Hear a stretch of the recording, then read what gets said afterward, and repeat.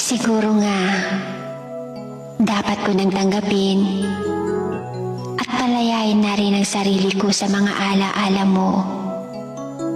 Masakit at mahirap pero kailangan ko itong gawin at kailangan ko na rin tanggapin na hindi ikaw yung makakasama ko hanggang dulo, na hindi ikaw yung para sa akin, na hindi ako yung para sa iyo.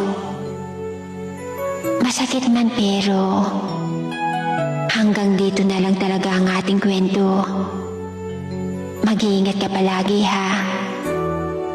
Sana lagi mong piliing maging masaya. Huwag kang mag-alala. Tinanggap ko ng talo ako at tanggap ko na wala nang ikaw at ako.